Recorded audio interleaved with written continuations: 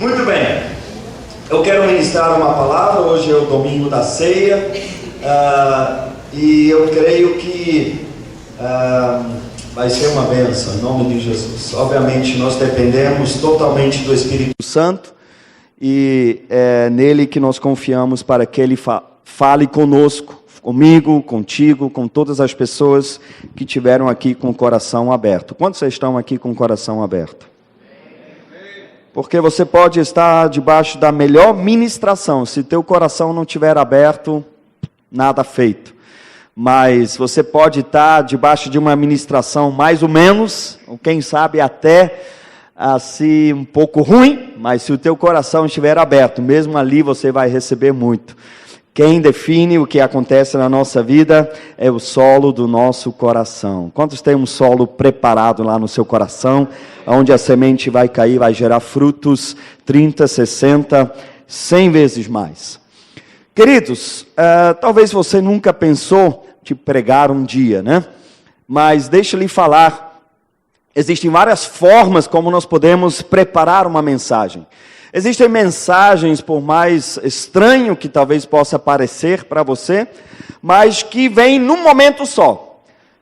Acontece de vez em quando comigo, que de repente pode ser andando na rua, pode ser estar no escritório, posso fazer qualquer coisa, estar dirigindo, e de repente vem uma mensagem completa, já com textos, com as conexões e tudo. Eu gosto quando isso acontece, porque eu tenho certeza que foi Deus que me deu. Mas tem mensagens que a gente vai estudando, a gente vai montando ela. Normalmente, aliás, é uma expressão que eu e minha esposa temos, são pregações que nós chamamos de dores de parto, né? Você vai gerando, e eu falei, meu Deus, mas como que vai ser? E vai montando, mas também acabam sendo uma bênção, creio eu, também inspirados pelo Espírito Santo. E existem pregações como essa que eu vou ministrar agora, que são uma reação em cima daquilo, de algo que nós temos visto na igreja acontecendo, e acaba contraagindo contra certas coisas que a gente tem visto. Com certeza, eu não vou usar esse púlpito nem seu tempo para mandar recado para ninguém. Eu não estou pensando em ninguém em particular, mas confesso que é uma pregação em reação em algumas coisas que eu tenho percebido e também presenciado em alguns casos, ou ouvido de outros. Mas de todo o meu coração, eu não estou usando o seu tempo, esse púlpito, para mandar recado ou jogando verde para ninguém. Eu creio, inclusive nesse tema que eu quero abordar hoje, eu mesmo preciso me aprofundar mais, quero aprender mais, quero a cada dia ser mais como Jesus. Quantos querem ser como Jesus? Glória a Deus. Então, é um tema que com certeza é para todos nós, em nome de Jesus. Você sabia que a fé cristã, ela se resume praticamente em relacionamentos? Interessante, tem religiões que as pessoas se isolam para buscar a Deus. Eles sobem montes, eles constroem mosteiros em cima de montes, o mais afastado possível para se concentrar só em Deus. Graças a Deus, a fé cristã não é assim. Apesar que durante um tempo, na Idade Média, se pensava que para se ter contato com Deus, tinha que se afastar da sociedade e buscar somente a Deus. Ficar em silêncio, tem até frases, trabalho e oração. Existiam monges que só trabalhavam e oravam, nem conversavam com outras pessoas. Mas a Bíblia, a linguagem da Bíblia, ela é bem diferente. A nossa fé, ela se resume em relacionamentos, em 2 relacionamentos, na verdade. O nosso relacionamento com Deus e o nosso relacionamento com o próximo. Olha só, um dia, um mestre da lei, uma pessoa muito estudada, um teólogo formado, ele chegou para o mestre Jesus e perguntou: mestre, qual é o maior dos mandamentos? E Jesus respondeu, está registrado em Mateus capítulo 22, 37 a 40, respondeu o seguinte: ame o Senhor, o seu Deus, de todo o seu coração, de toda a sua alma e de todo o seu entendimento. Esse é o primeiro e maior mandamento. E o segundo é semelhante a ele: ame o seu próximo como a si mesmo. Destes dois mandamentos dependem toda a lei e os profetas. Então, o próprio Jesus fala: olha, toda a lei e todos os profetas, resumindo ao máximo, se resume em dois mandamentos: amar a Deus de todo o teu coração, de toda a sua alma, de todo o teu entendimento, e o seu próximo como a ti mesmo. A fé cristã não tem como ser vivida sozinho. Nem é só você e Deus. Eu estou bem com Deus, mas eu não quero nada, eu não quero ter nada com os meus irmãos. Sabe, tem essas pessoas que infelizmente estão caindo numa armadilha, que tem ganhado força no meio mesmo evangélico, que pessoas que falam assim: não, o meu relacionamento com Jesus está em dia, mas eu só não quero igreja, eu não quero ver gente, eu não quero, sabe, ter essa comunhão. Mas a Bíblia deixa bem claro que a nossa fé, ela só pode ser vivida através do nosso relacionamento com Deus e o nosso relacionamento com as pessoas. É ali que nós vivemos a nossa fé. Amém, queridos? Então não existe fé cristã sem relacionamento com outros seres humanos. Eu sei que a própria Bíblia usa uma linguagem que nós devemos suportar uns aos outros. Eu sei que às vezes a única coisa que sobra é suportar uns aos outros. Eu sei que não é todo dia uma alegria estar junto com os nossos irmãos, né? Com suas mazelas aí, nos seus problemas, suas faltas de caráter. Mas a Bíblia diz, e olha que ela vai além. A Bíblia mostra claramente que é através do nosso relacionamento com as pessoas que nos cercam que um dia seremos avaliados diante de Deus.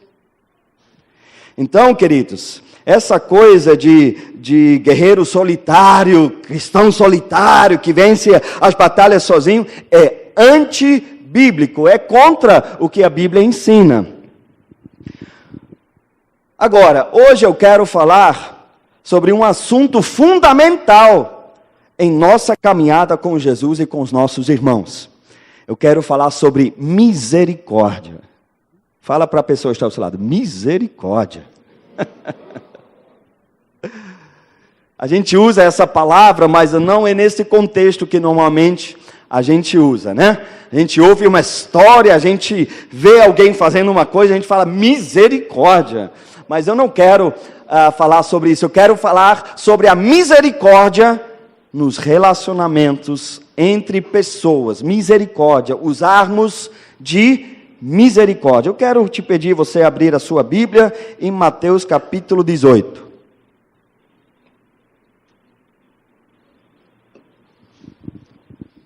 Enquanto você está abrindo, deixa ali falar o que nós vamos ler.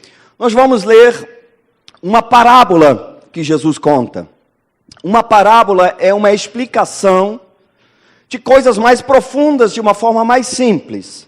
Por exemplo, quando nós encontramos um bom médico, ele leva um tempo para nos examinar, leva um tempo para nos explicar o que está acontecendo ou o que não está acontecendo. Quando a gente pega um médico que só a misericórdia, e eu já tive essa experiência, e algumas pessoas já me contaram essa experiência também, que eu entrei num consultório, não estava me sentindo bem, o médico nem olhou para mim, receitou um remédio e me entregou. É virose.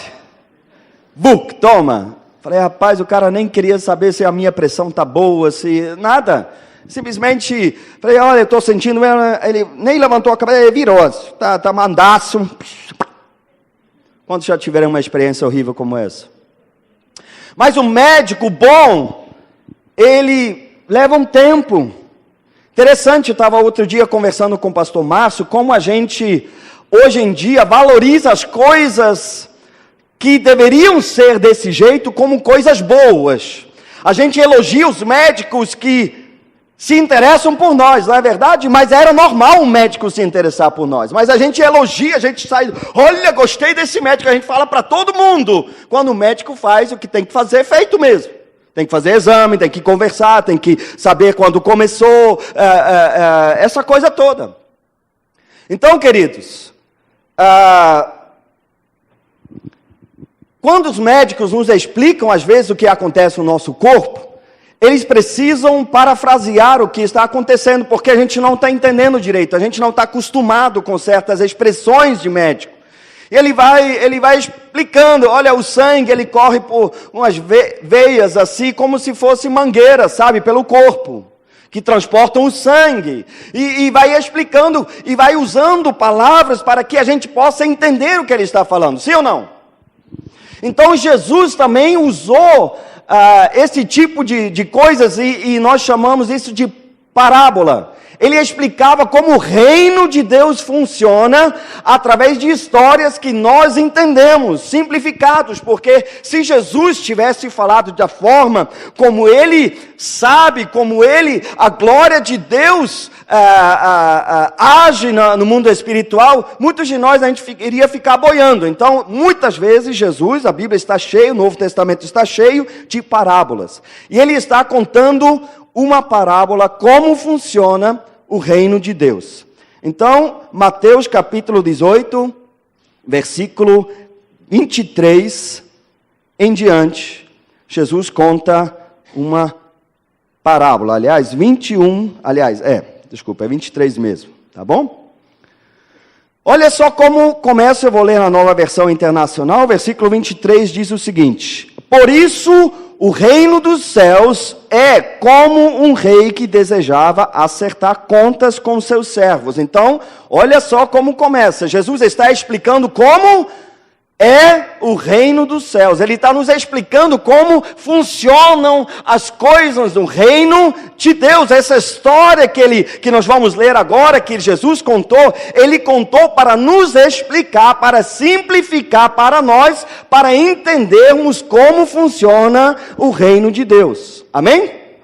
Não é uma historinha de criança, não é simplesmente um conto. Jesus está explicando como funciona o reino de Deus. Versículo 24. Quando começou o acerto, aliás, vamos de novo no versículo 23. Por isso, o reino dos céus é como um rei que desejava acertar contas com seus servos.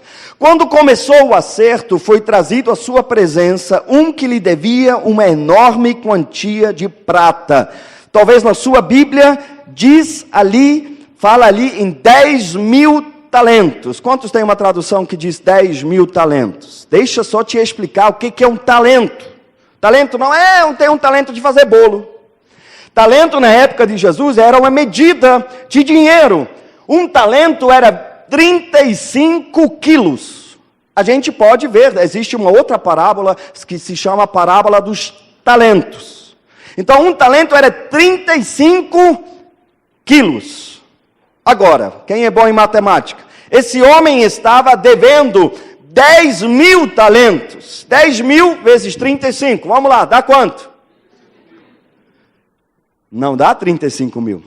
Dá 350 mil. Isso são 350 toneladas de prata. Por isso a minha Bíblia, porque ela já converte essas coisas, ela nem colocou o número aqui. Aqui só diz uma enorme quantia de prata. 350 toneladas de prata, meu Deus. Versículo 25. Como não tinha condições de pagar, o Senhor ordenou que ele, sua mulher, seus filhos e tudo que ele possuía fossem vendidos para pagar a dívida. O servo prostrou-se diante dele e lhe implorou: tem paciência comigo, eu te pagarei tudo. O senhor daquele servo teve compaixão dele, cancelou a dívida e o deixou ir. Poderoso, né? Cancelar uma dívida de 350 toneladas de prata. Aleluia, glória a Deus.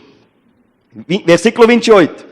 Mas quando aquele servo saiu, encontrou um de seus conservos, que lhe devia 100 denários. Outro número que está meio fora do nosso contexto. O que é um denário? Outra medida de dinheiro da época de Jesus. Um denário era uma diária de um trabalhador braçal. Ok? Então, quanto ganha um pedreiro hoje, diária? R$80, R$100, dependendo. É isso? Sim ou não?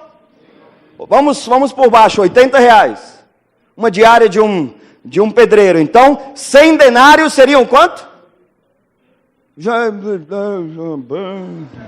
100 vezes 80, R$8.000. Como se fosse R$8.000. Ok?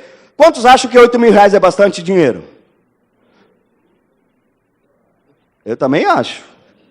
Se alguém me deve 8.000, quantos iriam ficar meio soviético com ele? Você está me devendo R$8.000. Você iria falar assim, 8.000, isso é tranquilo. Então esse homem estava devendo R$8.000, ou 100 denários, para esse outro servo que tinha recebido o perdão de 350 toneladas de prata. Olha o que aconteceu na segunda parte do versículo 28. Agarrou-o e começou a sufocá-lo, dizendo, pague-me o que me deve. Então seu conservo caiu de joelhos e implorou-lhe, tenha paciência comigo e eu lhe pagarei. Mas ele não quis. Antes saiu e mandou lançá-lo na prisão, até que pagasse a dívida.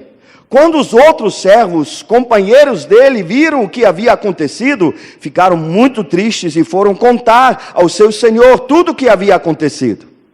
Então o senhor chamou o servo e disse, servo mau, cancelei toda a sua dívida porque você me implorou. Você não devia ter tido misericórdia do seu conservo como eu tive de você? Irado, o seu senhor entregou-o aos torturadores, até que pagasse tudo o que devia. Lembra, olha para mim, que Jesus está contando uma história para nos explicar como funciona o reino de Deus, tá? Não é uma historinha de criança. Não é para ensinar uma lição de vida. Ih, que coisa, realmente essa coisa não se faz. Jesus está ensinando como funciona o reino de Deus. Tanto, olha só o versículo 35. Assim também lhes fará meu Pai Celestial. Meu Deus. Se cada um de vocês não perdoar de coração a seu irmão. Hoje não está tão frio aqui dentro, mas eu fiquei arrepiado. Que coisa. Eu quero explicar algumas coisas. Que dívida é essa de 350 toneladas de prata? Que Jesus está falando? Deixa traduzir, debaixo da orientação do Espírito Santo, o que essa parábola ensina para nós. O que são esses 350 toneladas de prata?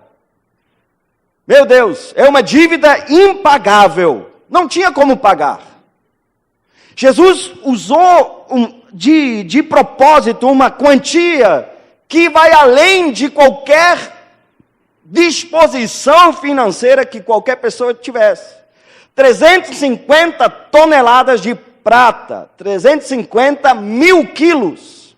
Sabe de que esse cancelamento de dívida fala desse primeiro servo? Nós estamos falando ali de salvação. Nós estamos falando, Jesus está falando do perdão que Deus dá para qualquer um que chega para Ele e implora, Jesus, perdoa o meu pecado, eu quero entregar a minha vida a Ti, eu preciso que o Senhor seja o meu Senhor, o Salvador da minha vida, eu não tenho como viver desse jeito, eu preciso que o Senhor me redime desse estado de pecado. Amém? Tanto, olha que a Bíblia diz que, no versículo 27, que aquele senhor, ele cancelou a dívida. É uma linguagem que a Bíblia também usa em relação aos nossos pecados. Em Colossenses, deixa eu ver aonde, versículo 13 e 14, diz o seguinte: quando vocês estavam mortos em pecados e na incircuncisão da sua carne, Deus os vivificou juntamente com Cristo. Ele nos perdoou todas as transgressões e cancelou o escrito de dívida que consistia em ordenanças e que nos era contrário. Ele a removeu, pregando-a na cruz. Nossa dívida foi perdoada, foi cancelada. Era uma dívida que a gente não tinha como pagar. Essa parábola, o primeiro servo, a dívida que foi perdoada a ele, é o pecado original de Gênesis capítulo 3. Se você tem alguma dúvida, acessa a internet, acessa uma pregação de 2 semanas atrás, com um título forte que te explica melhor isso. O título é Satanismo Evangélico. Eu explico melhor essa questão do pecado original de Adão e Eva. Mas o que foi perdoado desse primeiro servo era o pecado. Você sabe que existe uma diferença entre o pecado e os pecados. Nós fomos perdoados do nosso pecado, da rebeldia contra Deus. Agora, os nossos pecados, infelizmente, que nós cometemos dia após dia, nós temos acesso à presença de Deus para ter esses pecados cancelados, também removidos pelo sangue de Jesus. Mas esse primeiro servo aqui se trata de salvação, se trata do pecado. E ninguém pode pagar. Só um já pagou, aleluia, glória a Deus, que é Jesus Cristo, que cancelou o escrito de dívida que era contra nós, os 350 toneladas de prata. E muito mais Jesus pagou naquela cruz e nós fomos perdoados. O nosso pecado foi cancelado, aleluia. Agora, queridos, Jesus continua e fala que esse servo, ele saiu, ele acabou de ser perdoado de uma dívida impagável, e ele encontra uma pessoa que deve 100 denários para ele, 8.000 reais, como eu já te falei, não é pouco dinheiro, não é pouco dinheiro. Uma pessoa que ganha um salário mínimo tem que trabalhar quase 11 meses para ganhar isso, não é pouca coisa. E eu te pergunto, esse homem, legalmente, ele tinha direito de cobrar os 8.000 reais, sim ou não? Sim ou não? Sim, claro, o cara teve uma dívida com ele. Agora, essa dívida, ela é pagável. Talvez iria demorar um pouco, mas dá para pagar. E eu quero te falar, a primeira dívida fala do pecado, da nossa rebeldia contra Deus. Está lá em Gênesis capítulo 3, do jardim, impagável. Jesus pagou por nós, cancelou a dívida. Agora, essa segunda dívida fala de pecados que nós cometemos no dia a dia, que às vezes nos cometemos uns com os outros, uma palavra rude, uma forma de falar que a gente não deveria, quem sabe até uma mentira, ou marcou e não apareceu. Pecados que a gente comete.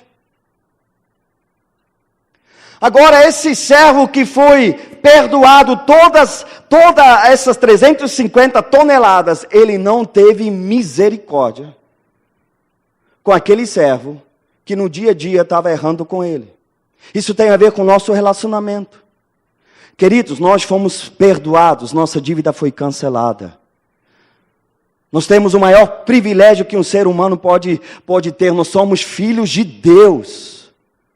A Bíblia diz em João capítulo 1, versículo 12, que a todos que o receberam, deu-lhes o poder de se tornarem filhos de Deus. Nossa dívida foi cancelada. Agora Jesus, se você vê ali em Mateus capítulo 18, ele vem falando sobre relacionamentos. Ele continua falando sobre relacionamentos. E ele agora faz uma alusão, querido, nós que recebemos tanta misericórdia de Deus, tanto perdão de Deus, nós não temos o direito de reter o nosso perdão sobre as pessoas que erram conosco. Essa palavra, querido, eu não sei, quando você lê um texto desse, o meu coração estremece. Porque eu entendo da seriedade que se trata aqui. Queridos, pessoas erram conosco, e a gente tem todo o direito de ficar ofendido. A gente teria, como esse aqui, era uma dívida, 8 mil reais, você está me devendo. Ele tinha o direito de cobrar, legalmente. E muitas vezes eu não quero banalizar o que já foi feito contigo, comigo também. Quem já está aqui na igreja um tempo já conhece a história do meu pai, para comigo. E não pensa você que, porque a gente é pastor, aliás, eu acho que porque a gente é pastor, a gente é mais ofendido ainda, porque nós nos tornamos públicos. Qualquer coisa que a gente faz, as pessoas acabam vendo e comentando e julgando. Agora, queridos, nós teríamos direito legal de cobrar essas dívidas. Agora, deixa eu te falar uma coisa sobre misericórdia que é muito importante. Ter misericórdia está baseado no conhecimento do próprio estado e da nossa condição. Para ter misericórdia com outros, a gente precisa entender a quanta misericórdia já foi ministrada à nossa vida. Porque se a gente compara o que o irmão nos ofendeu, o que a irmã nos ofendeu, o que não está fazendo do jeito que a gente iria fazer, diante daquilo que Deus nos perdoou, a misericórdia que foi gerada sobre nós, não só de uma vez, mas dia após dia, aquilo que o irmão está fazendo com a gente perde até o valor. Porque a gente entende o quanto a gente depende da misericórdia de Deus. Quantos aqui dependem da misericórdia de Deus? Eu quero lhe chamar a atenção para duas coisas ainda nesse texto. Olha só o que diz aqui, meu Deus. Vamos ler de novo o versículo 32 em diante. Então o Senhor chamou o servo e disse: servo mau, cancelei toda a sua dívida porque você me implorou. Você não devia ter misericórdia do seu conservo como eu tive de você? Irado, seu Senhor entregou-o aos torturadores. Você está ouvindo? É Jesus que está falando. Torturador. Você sabe o que é tortura? Vai lá para a internet, graças a Deus. Hoje a gente não tem mais, pelo menos nesse país, tortura. Mas essa palavra torturador é muito forte. Talvez a sua palavra usa a expressão verdugos. Ou atormentadores. Já pensou? Tormenta já é uma coisa difícil. Ter um atormentador do seu lado. Algozes. É isso essa palavra? Nunca ouvi falar. Mas está lá. Torturadores. Olha, lembrando do assunto, Jesus está contando uma parábola, como funciona o reino de Deus. O reino de Deus funciona assim. E agora, para estremecer a gente lá no íntimo, versículo 35, que ele fala: olha, assim também lhes fará o meu Pai celestial. O grande Deus, o nosso Pai, Ele também fará a mesma coisa a vocês, se vocês não perdoarem de coração, cada um ao seu próximo. Amém.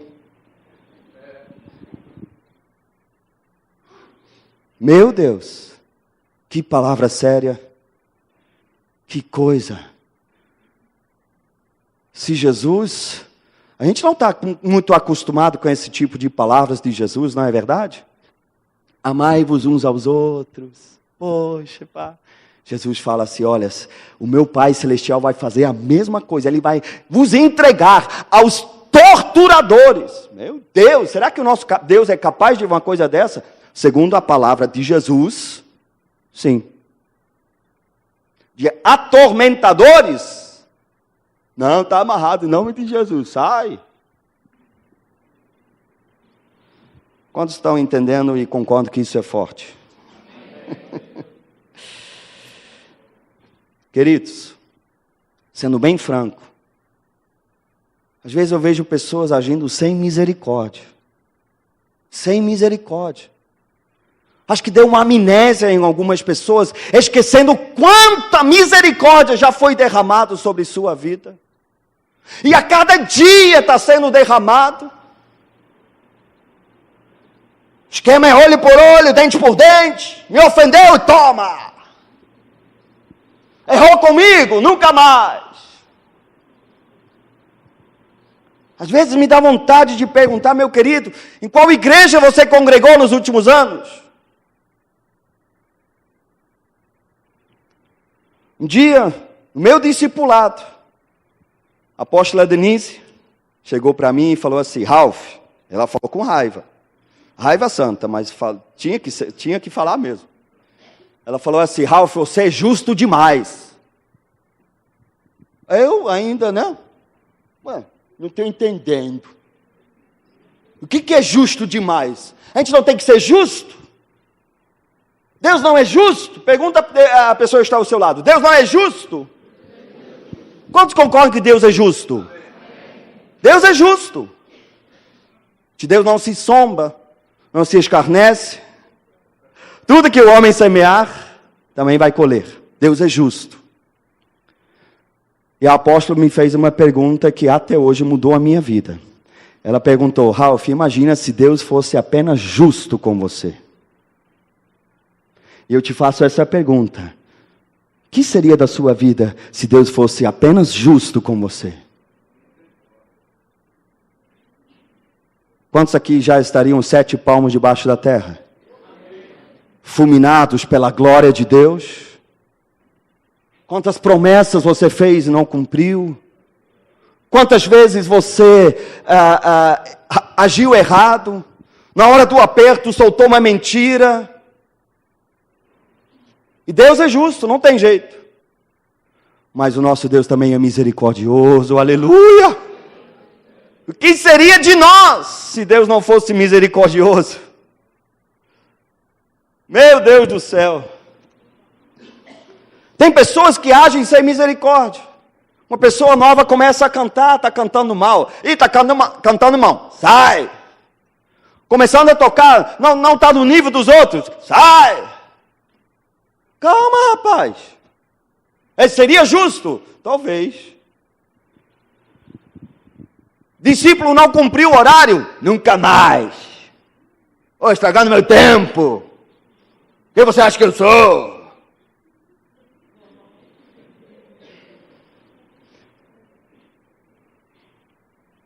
Queridos, discípulo já mentiu para mim. Mentiu. Sabe quem é o pai da mentira? O diabo. Mas eu confesso para vocês, não é uma prática minha. Eu não minto. Mas eu tenho 25 anos de crente. Eu confesso, em 25 anos, aconteceu que eu já menti. Quantos estão entendendo o que eu estou falando? Não cumpriu o horário? Você está demitido. Sem misericórdia. Pode chorar, pode fazer cara feia, pode... Sai da sala, os outros... Senta aqui, próxima tarefa é essa. É sem misericórdia.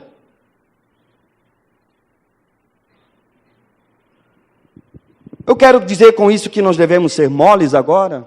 Não, compreender tudo. Não, eu também já fiz isso. Não, em nome de Jesus. Com certeza não. Devemos ser permissivos com pecado e faltas de caráter? Não. Nós precisamos ser firmes, mas misericordiosos. Vou te contar o que aconteceu com Jesus. Jesus estava lá entre a turma, quem sabe estavam tendo um tempo legal, de repente chegou uma turma, cheia de importância, estavam arrastando uma mulher com eles. Chegaram e jogaram a mulher na frente de Jesus e falaram assim, Jesus... Essa mulher acabou de ser apanhada em adultério. A lei de Moisés diz que ela deve ser apedrejada até morrer. O que diz o Senhor? Aí entra o Espírito Santo, não é verdade? Jesus se agachou, começou a escrever no chão. depois ele falou o seguinte: quem não tiver pecado, que atire a primeira pedra. E um atrás do outro se mandou. Começando pelos mais velhos, a Bíblia diz, até os mais jovens. Sabe por quê? Com a idade vem sabedoria. Pelo menos deveria vir. Eu conheço uns macacos velhos que estão precisando muito de sabedoria. Mas os mais velhos foram se retirando, porque eles já sabiam. Pô, quê? Quem não tiver pecado, que atire a primeira pedra. Estou indo, tchauzinho. Os mais novos, mais afoitos, devem ter pego em pedras pô, a turma está indo embora, vamos lá, gente, é agora! E daqui a pouco, deve ter caído a ficha e jogaram a pedra fora também. Sabe o que Jesus falou para essa mulher? Ele perguntou, está lá em João capítulo 8. Jesus pôs-se de pé e perguntou à mulher: mulher, onde estão eles? Ninguém a condenou? A mulher respondeu: ninguém, Senhor. Disse ela, declarou Jesus: eu também não a condeno. Misericórdia. Amém? Agora, calma.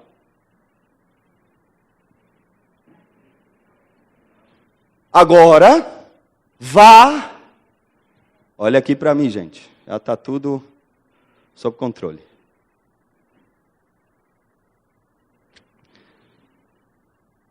Amém? Posso ter a sua atenção? Amém. Jesus perguntou: e aí? Ninguém te condenou? Falou: não, ninguém. E Jesus falou para ela: eu também não vou te condenar. Mas ela era, pela lei, era para ser apedrejada até a morte. Mas sabe que Jesus acrescentou? Agora vá e abandone a sua vida de pecado.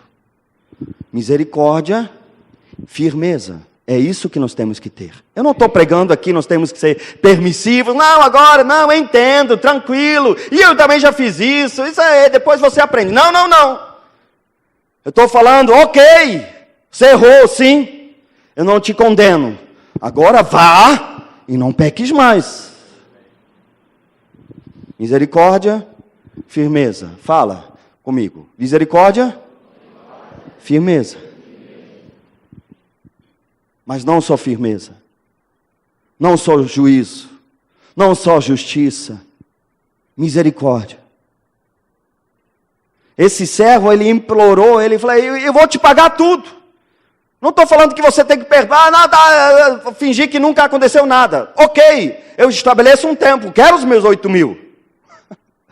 Vamos ver um plano como você vai me pagar? Vamos ver, 100 meses de R$80, vamos lá?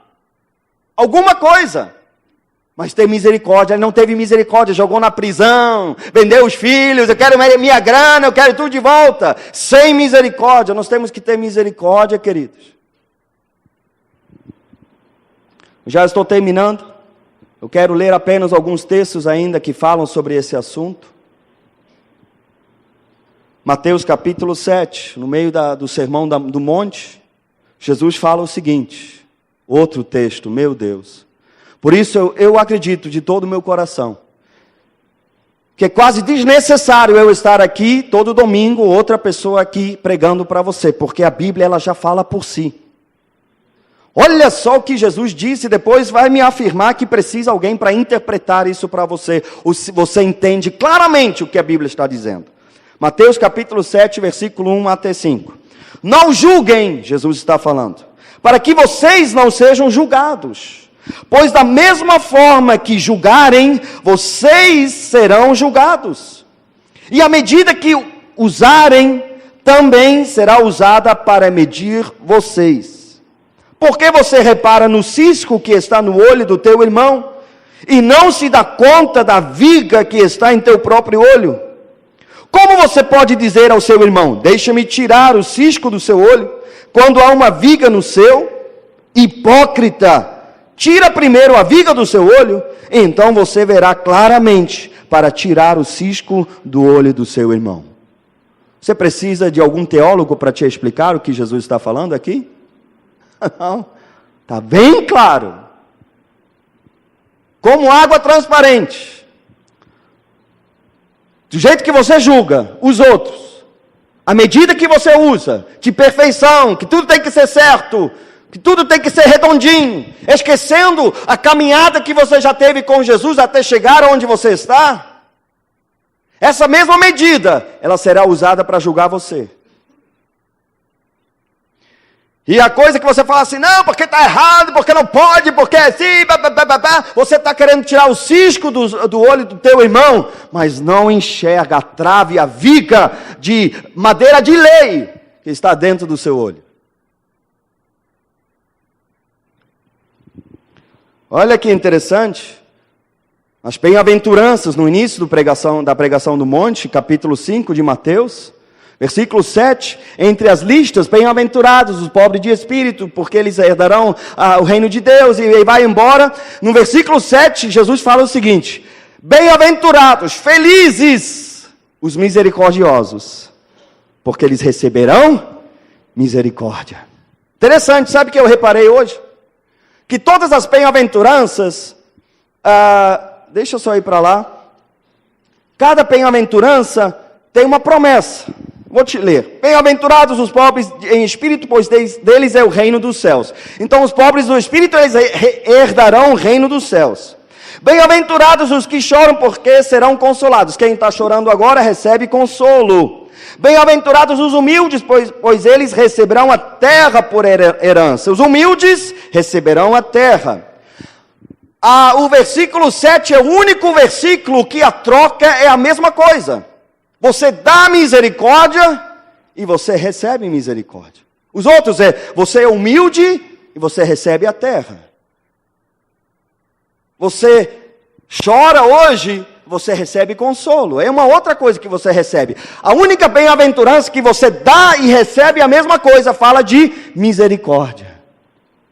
Você dá misericórdia, você recebe misericórdia.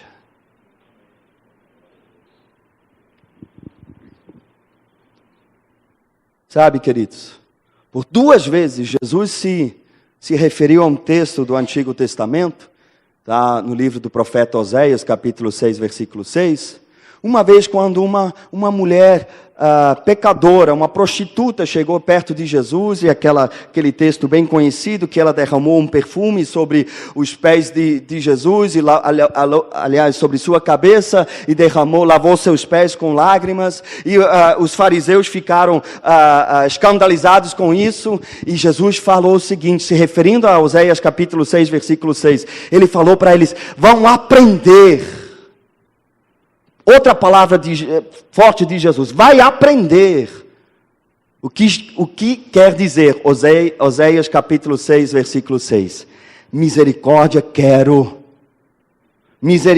eu quero, e não sacrifícios, e conhecimento de Deus antes de holocaustos.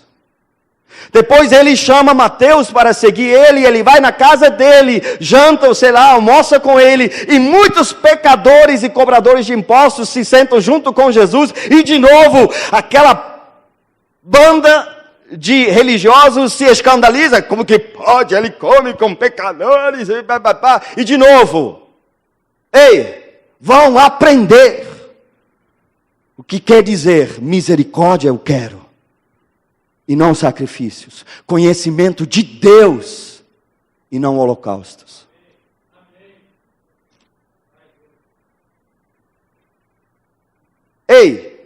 Vamos aprender?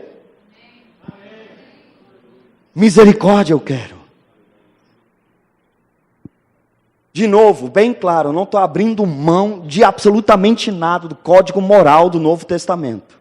Certo é certo, errado é errado. Eu também não te condeno. Vá e não peques mais. Eu não estou dando uma carta branca para a sem-vergonhice de algumas pessoas que, é andando, nem vou falar. Mas é uma expressão feia que eu aprendi no português. E não estão andando para mim. É o que a Bíblia diz. Eu não estou falando dessas pessoas. Não, agora tudo pode, tranquilo. Pá. Eu estou falando de pessoas que de vez em quando erram, como todos nós erramos. Quem aqui nunca pisou na bola? Quem nunca deu mau testemunho? Misericórdia eu quero, e não sacrifícios. Deus está muito menos interessado nas músicas que a gente canta do que sai do nosso coração. Deus está muito menos interessado nas músicas bem ensaiadas, nas danças bem ensaiadas. Nós queremos isso, nós anseiamos para isso cada vez mais. Aliás, a turma daqui está de parabéns. Fico emocionado quando eu vejo nem são mais pré-adolescentes, agora já são quase adolescentes. O Wellington já está entrando em desespero já. A filha dele está virando adolescente. Eu fico emocionado quando eu vejo essas meninas ministrando, eu me lembro como a coisa começou. Mas Deus muito menos se importa com essas coisas, com passos bem ensaiados, bem repetidos, do que sai do nosso coração. Misericórdia eu quero e não sacrifícios, conhecimento de Deus e não holocaustos. A coisa é tão séria quando Jesus fala assim, olha, se você está trazendo a sua oferta para a casa de Deus, e você lembra que alguém tem uma coisa contra você, algum problema contigo, deixa a oferta lá, entrega depois, vai lá, se resolve com esse irmão. Não, porque eu sou o maior dizimista da igreja, aleluia. Deus dá nem aí, nosso Deus é o dono de todo o ouro, de toda a prata, o que Ele quer é o nosso coração, a atitude do nosso coração. Vale muito mais do que ouro e prata.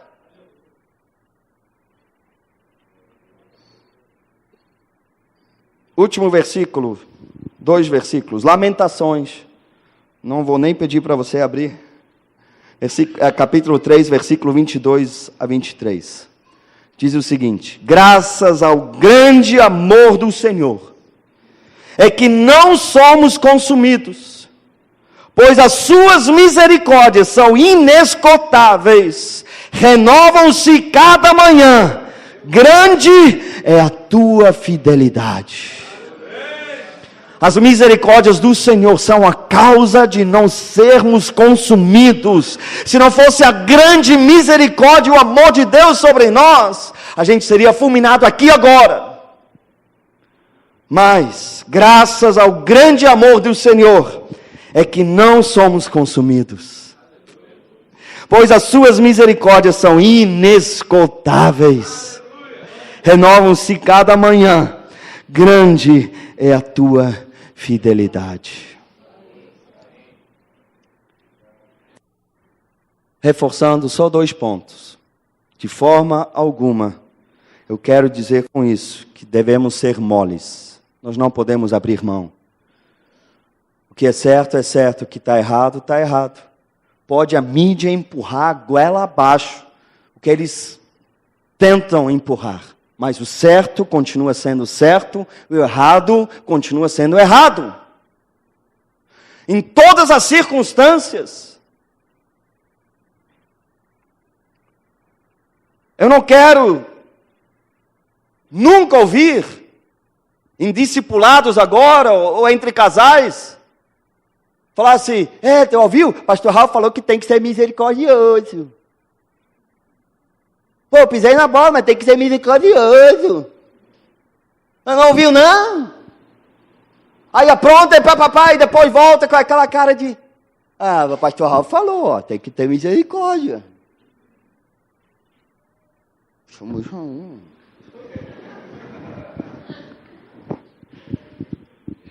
Não usa o meu nome para aprontar por aí não, tá? E a última coisa, eu falei que são 2 coisas, então a primeira, é para ser mole? Não, claro que não. Segunda, ter misericórdia está baseado no conhecimento do próprio estado e da nossa condição. Só teremos misericórdia quando entendemos quanta misericórdia já recebemos e ainda está sendo ministrada a nós. Amém? Fecha os teus olhos, eu quero orar. Deus, estamos na Tua presença. Obrigado, porque 350 toneladas de prata, uma dívida impagável,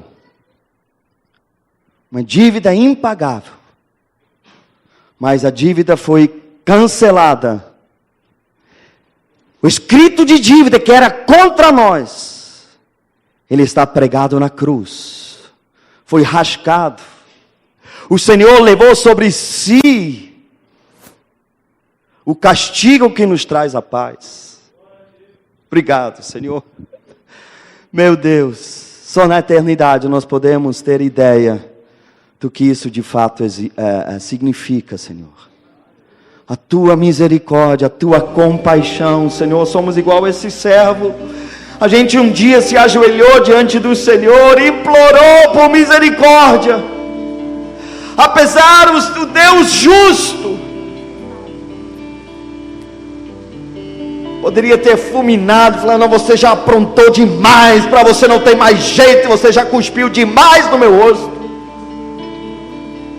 Mas o Senhor estendeu a mão e falou: filho, eu te amo, eu te perdoo, eu cancelo a sua dívida.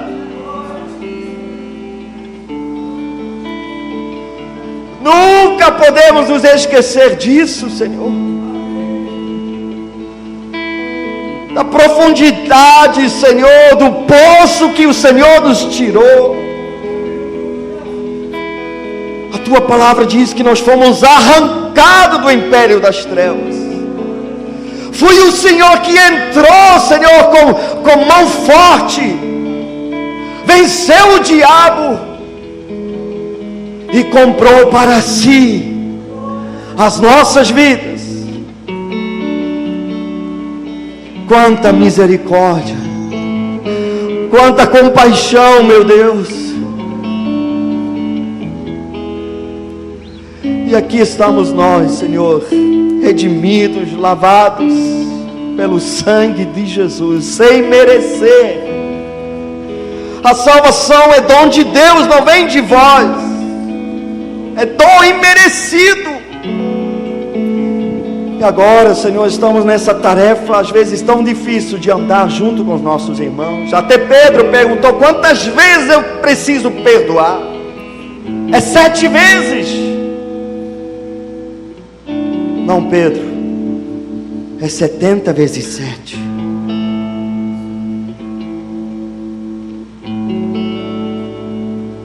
Senhor, nos perdoa a falta de misericórdia.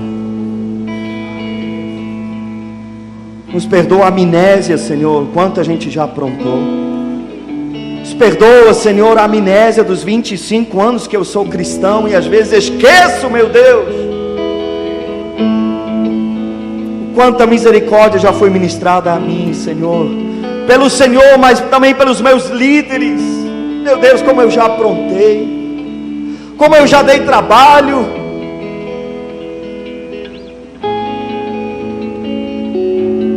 Como eu já preguei esquisito e eu vi na cara do meu líder que não estava legal. Mas ele continua acreditando. Falei: Ralph, isso vai dar certo. Quanta misericórdia eu já recebi.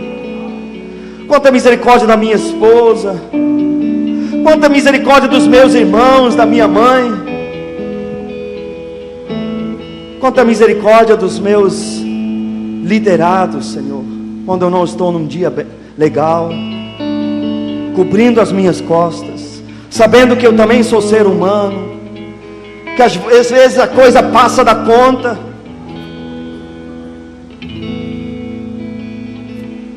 Senhor, eu não quero ser entregue aos torturadores, meu Deus, aos atormentadores. Eu quero ser uma pessoa que espalha a misericórdia por onde anda. Eu quero ser uma pessoa que chora com aqueles que choram.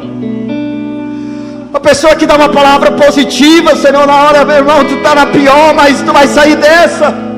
Eu também não te condeno, mas não peques mais, não volta para essa vida de pecado. Estender a mão.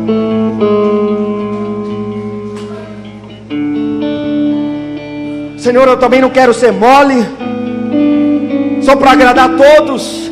Eu sei que nós temos que nos posicionar, mas com misericórdia, com olhos de misericórdia, que consegue olhar para um jovem rico que não valoriza estar contigo mais do que as suas riquezas, e a Bíblia diz que o Senhor olhou para ele e o amou com um olhar de misericórdia. O Senhor não chegou em Jerusalém e falou: finalmente vocês vão receber a paga, chegou o juízo, finalmente. Não, o Senhor viu Jerusalém, o Senhor chorou sobre aquela cidade. Jerusalém, Jerusalém, quantas vezes eu tentei juntar vocês igual a galinha junta seus pintinhos debaixo das suas asas. Oh!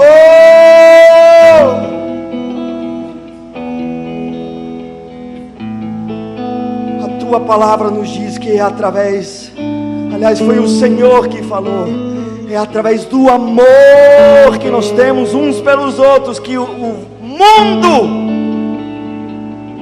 vai reconhecer que o Senhor é o Filho de Deus enviado. Não é através dos milagres,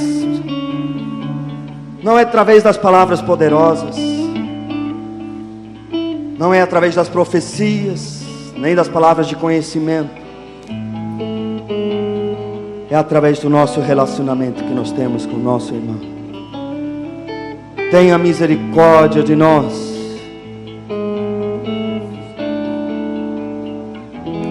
Bem-aventurados pacificadores.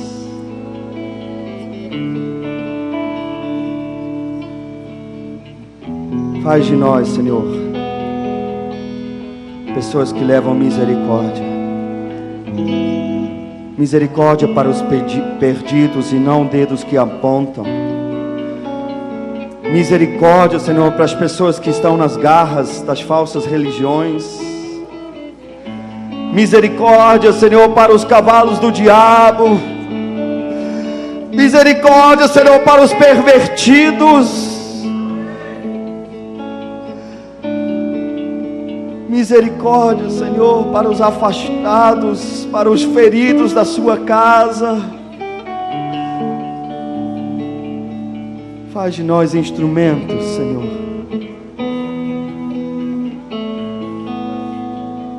A tua misericórdia, Senhor. Que a gente possa ter misericórdia com os nossos discípulos, com os membros do nosso grupo familiar. Quantas vezes nós já demos volta, Senhor, no nosso líder. Antigamente, meu Deus, eu prometia, falava as coisas para satisfazer o ouvido dele. Mas o Senhor me trouxe aqui, Senhor, o Senhor não largou a minha mão. Senhor, vamos lá, filho.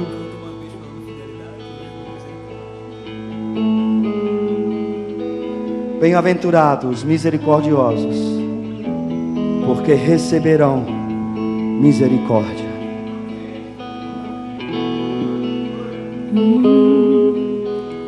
Tua fidelidade é grande,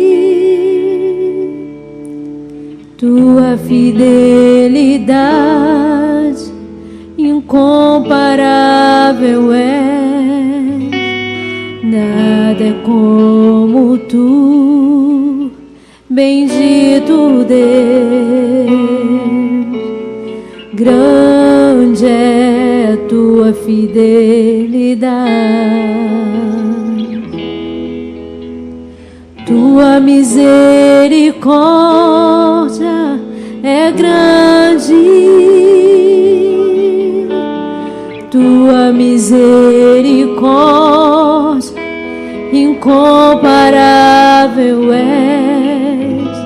Nada é como tu, bendito Deus. Grande é tua misericórdia, tua fidelidade é grande, tua fidelidade incomparável incomparável és, nada é como tu, bendito Deus, grande é tua fidelidade. Vamos continuar cantando bem baixinho. Misericórdia do Senhor nos alcança de uma forma, de uma vez por mês, nós trazermos à memória o alto preço, as 350 quilos, né, de prata que Ele pagou no sangue do Cordeiro. Eu convido aqui os supervisores para estarem juntos aqui com o pastor Márcio, pastora Sônia, para juntos nós trazermos à memória a misericórdia dele sobre nós, o alto preço do sangue de Jesus vertido na cruz do Calvário por mim e por você. Enquanto cantamos essa canção, você que se encontra apto e já foi batizado nas águas, você vai estar recebendo o pão, vai estar recebendo aí o cálice. E se você ainda não foi batizado nas águas, mas você quer também participar desse momento, você pode pedir uma uva que nós distribuímos para você também estar conosco celebrando a ceia do Senhor.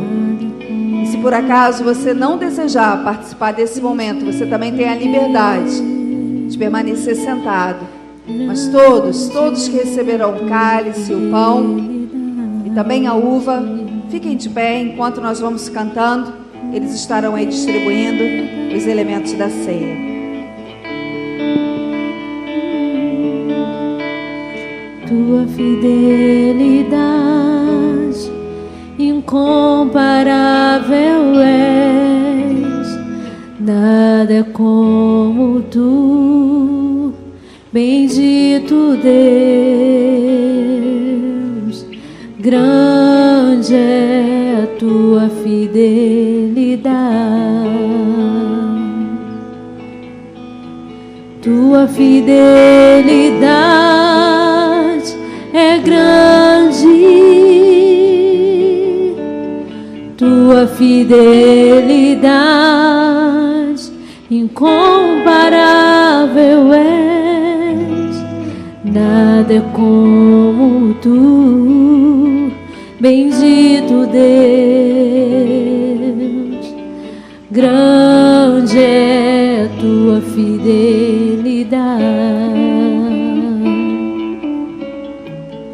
Tua fidelidade é grande,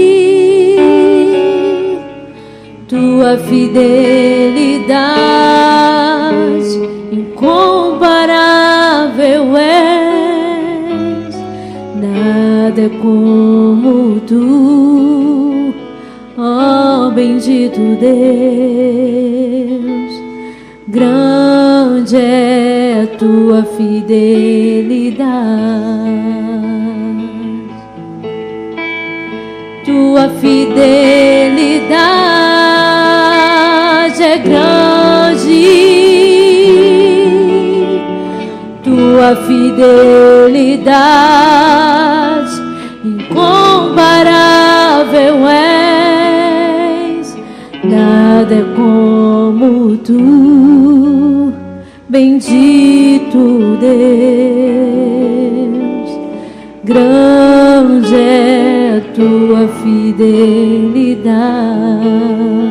Tua misericórdia, tua misericórdia é grande, tua misericórdia